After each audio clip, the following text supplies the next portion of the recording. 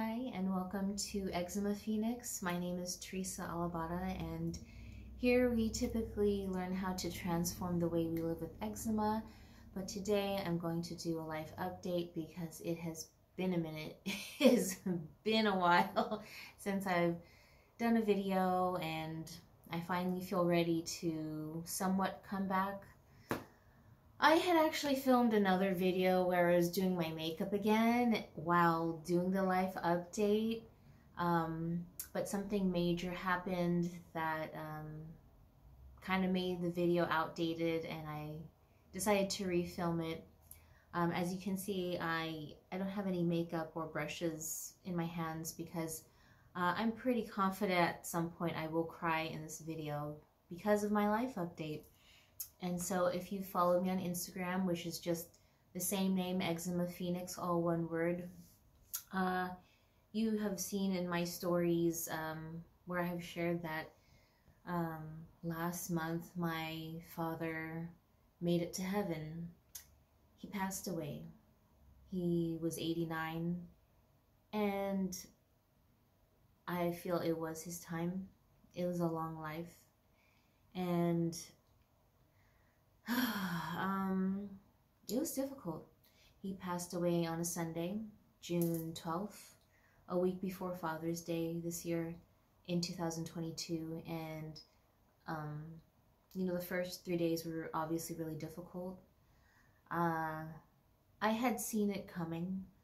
I honestly, since the pandemic, had been sensing and feeling as an intuitive person, you know, that it was going to take him. This pandemic was going to take him at some point. If it was not going to be because of his age, it was going to be because of his, you know, failing organs, or it was going to be because of the virus, or it was because possibly someone going crazy and possibly attacking him in public because he's Asian. We're Asian. And it just seemed like there were just so many factors going against my father.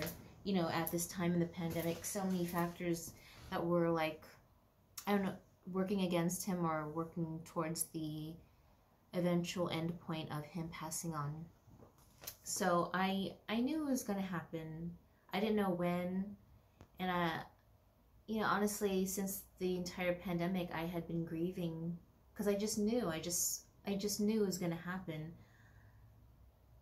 I knew it was upcoming. And there were so many times throughout the past 2 years where I just would cry randomly thinking about him passing on and what life would be like and how would I handle things. And there were just so many times I mourned for him.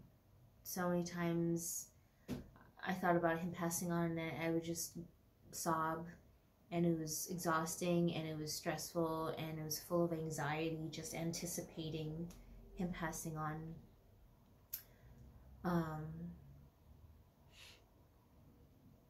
Yeah, see, I knew I was gonna cry at some point.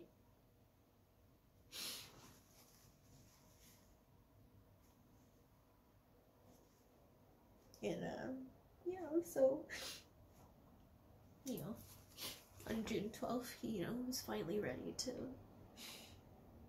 go to the next chapter.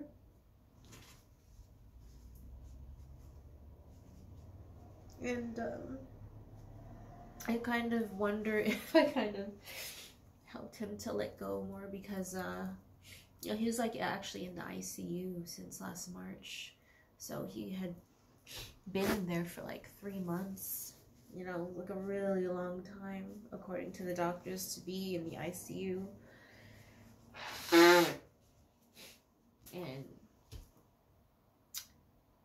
And the last day I saw him was just the day before. I visited him and I was telling him about all my plans and all the things I was doing to become financially independent. And I remember distinctly telling him, like, we'll be okay, me and Mom will be okay, like, I'll be fine, and you don't need to worry about us. And I have so many plans that will work because I'm going to put in the work for them to work. So we'll be okay. And I think him hearing me say that I was confident that me and my mom will be okay when he passes on gave him like permission, or just the feeling that he could finally really let go. But I felt like he was ready to let go a while ago. You know, I could tell he was tired. My dad was a really free spirit, and he studied Buddhism and yoga, and you know, he was just like a real open-minded guy, and he never really like held on to things, you know. He never held on to grudges. If we argued, he didn't hold on to objects that he wasn't using anymore. You know, he would just donate or recycle things. You know, he was a free spirit, and he always lived his life very independently. He didn't do things he didn't want to do, you know. He didn't force other people to do things they didn't want to do. He trusted other people, including me, to just figure things out, to have good judgment, and to make mistakes and learn from them and do better. He just lived freely, and he let others live freely. Yeah. It's a really good legacy.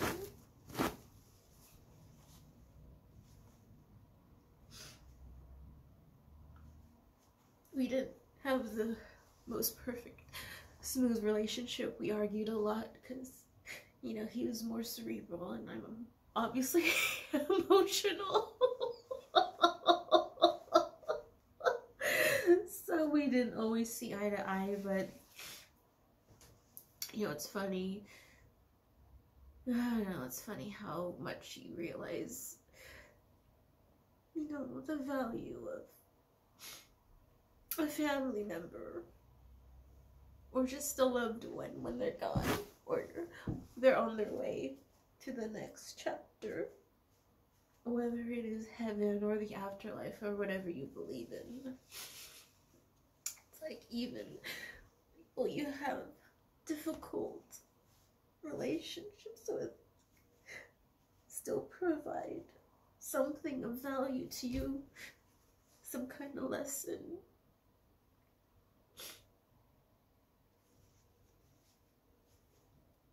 And it's just hard to realize when they're still alive. And it's sad, but it's true. And I don't know, maybe some things are just meant to be realized. Excuse me. After the fact. I don't know, life just operates however way it does, and you know, it just is what it is.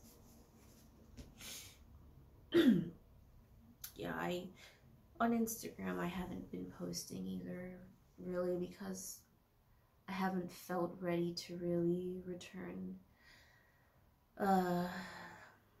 So I've just kind of been hiding in my stories.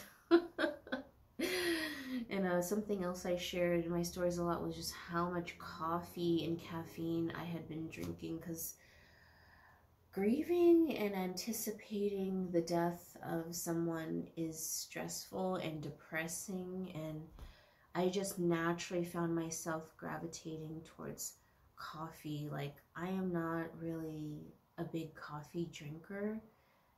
In my past, before grieving and anticipating my dad's passing, I might have had coffee once or twice a month, maybe not even once a week. Like, it's just sort of an occasional thing I would want to taste, but I didn't really like lean on it for energy or to wake me up or anything.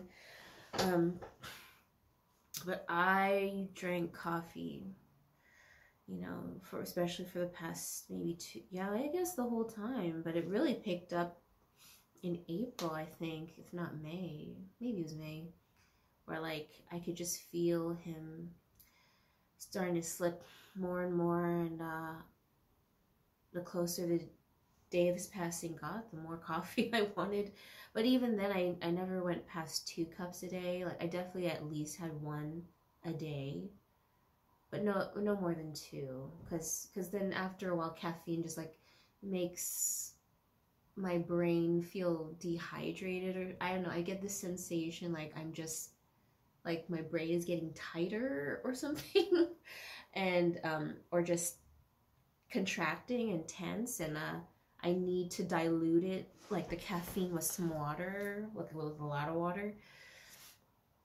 So I really couldn't like OD on coffee or caffeine even if I wanted to.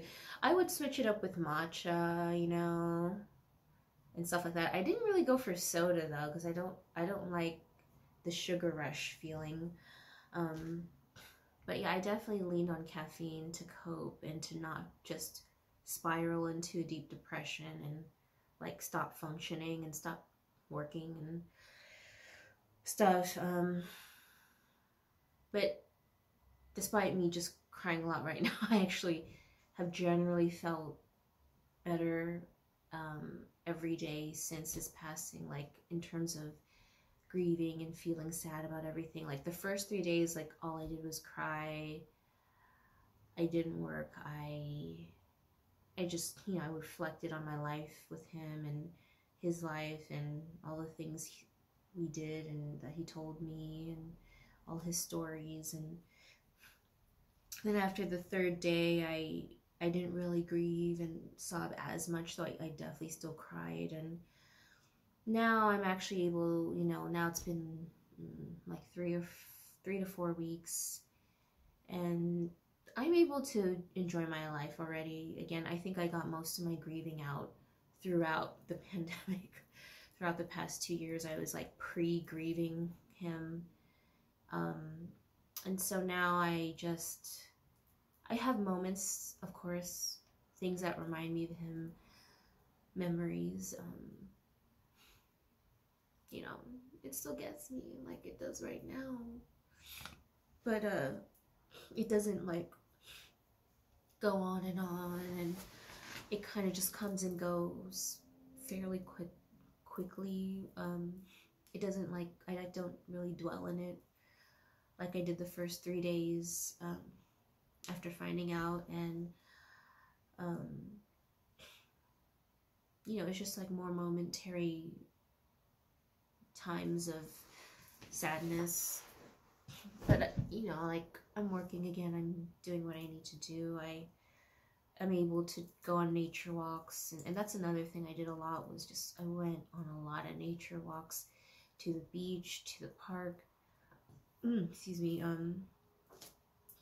every week and almost every day during the pandemic, and especially while my dad was in the ICU. Like I really needed the extra like nature healing therapy,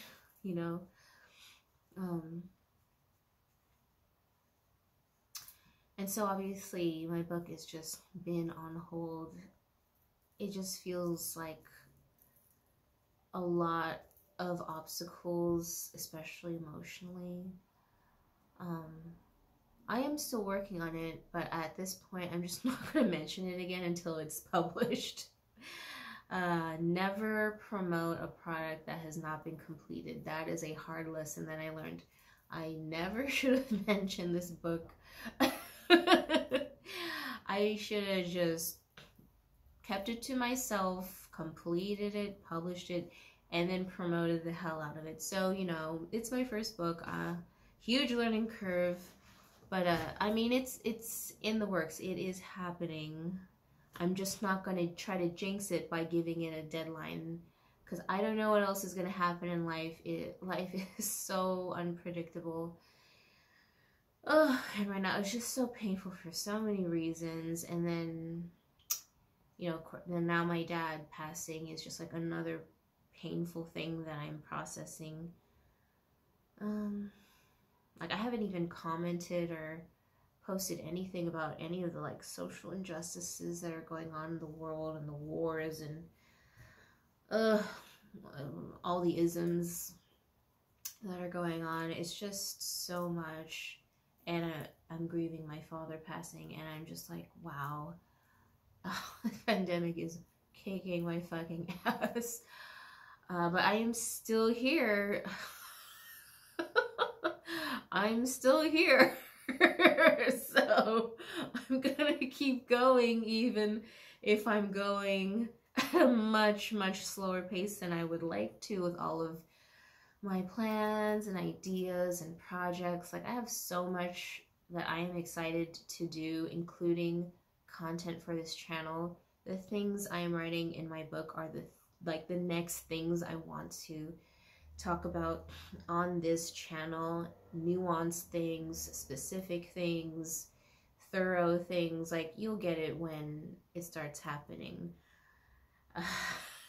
But yeah, in the meantime, I am just feeling like I'm in constant recovery mode. Ugh. Just too much. There's just too much going on.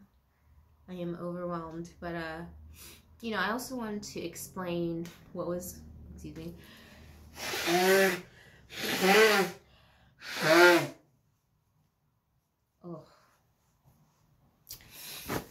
Okay. I'm glad I chose not to wear makeup for this video. So I also want to explain why I was just away from YouTube and social media for so long before my father passed. So aside from just anticipating his death, there's the obvious pandemic anxiety, a lot of uncertainty about the future, like many of us have experienced. But I think the thing most relevant to this channel in regards to eczema is, for me, the anti-Asian hate crime news propaganda that led to me being very angry, which you saw in my last video. And after that video, like, things took a deep dive down because I was just so enraged by everything and the news, and how it chose to selectively target certain races, which is like every race but right, and then like ignore and hide the one race which is white, you know, from the news, even if they're victims. Because I'm not saying all white people are bad. They are victims too. They're getting targeted too. There's a lot of white on white crime, you know, if we have to make it about race. And yet somehow the news never makes it about race when white people are involved. It's just like nuts to me. Like, I remember seeing this one news article, and I forget if I already mentioned in my last video, where it was like in San Jose, and I think the title was just like San Francisco man sexually assaults and attacks Asian women. So you're going to point out the race of the Asian person, but the San Francisco man who is white gets to hide his race. That is very annoying and obviously targeted, and obviously you know, protecting the white race. So there's just a lot of things like that, and I'm sure that happens in many combinations with other races. But the white race is protected in the news. It is. It's obvious. So that angered me so much that I started making so many poor decisions with my health. I just didn't care about what I ate, and I ate whatever I wanted, and I ate a lot of spicy food as well. It's like I craved the food that matched my emotions, which was angry, and in terms of food and cuisine, very hot and spicy. So I ate a lot of Indian food, and I made a lot of Indian food, which was actually very delicious, but was way more heat than my body could handle. and I experienced the worst, well, not the worst, one of the worst flare-ups of my life. Yeah, last fall in 2021. The fall of 2021 was definitely a fall for me in life. And I basically was like, felt disabled, swollen, incredibly itchy, oozing, all the bad things. And I needed to go back to square one because I had hit a rock bottom again. Maybe my fourth one in my life so far, my fourth major one. And I had to go to Chinese medicine again.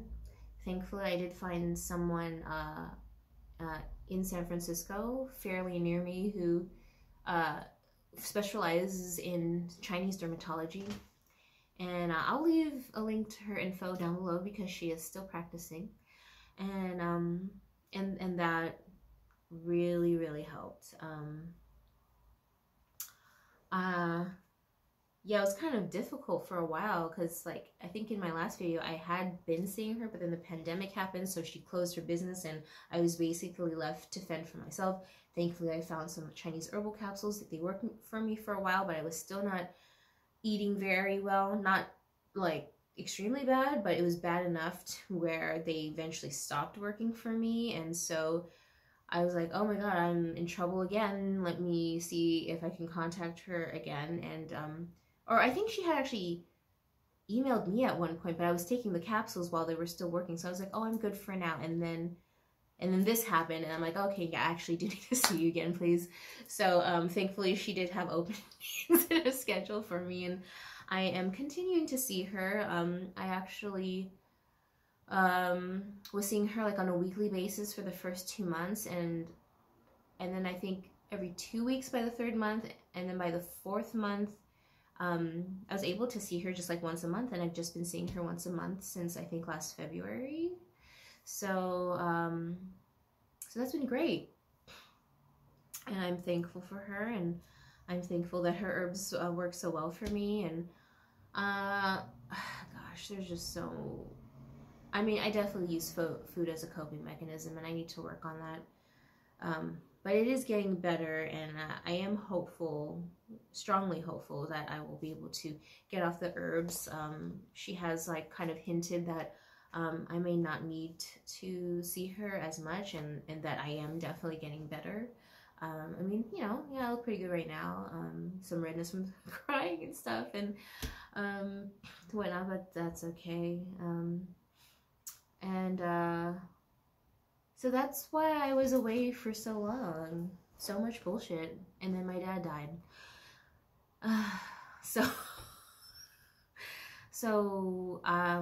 You know, I appreciate the people who have stayed with me. I'm a small channel, so there's not much for me to lose, but I'm grateful that I've actually been continuing to gain followers, and I've actually have more than I did since my last video. And I actually thought my last video I was gonna lose a bunch of followers, but I just kept gaining more, and I don't know, hopefully it'll continue with the right people finding my content and connecting with it, and, you know, getting, I don't know, value or some validation from it.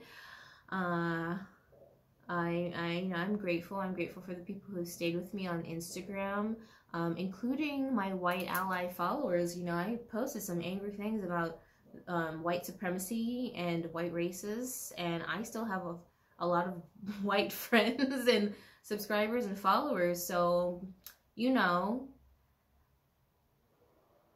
the news is manipulative, and it would make us think that the minority of extremists and crazy zealots are actually the majority. But I'm starting to realize that in reality, in real life, the majority of people are either cool and reasonable human beings who have compassion for other races, or they're just neutral, or they're just like not that extreme and crazy. So you know, the news is there. It is reporting on things that are actually happening, but those things are extreme situations with extreme people, or people who are mentally ill. Those are not going to be your regular, like, neighborhood people, co-workers, classmates.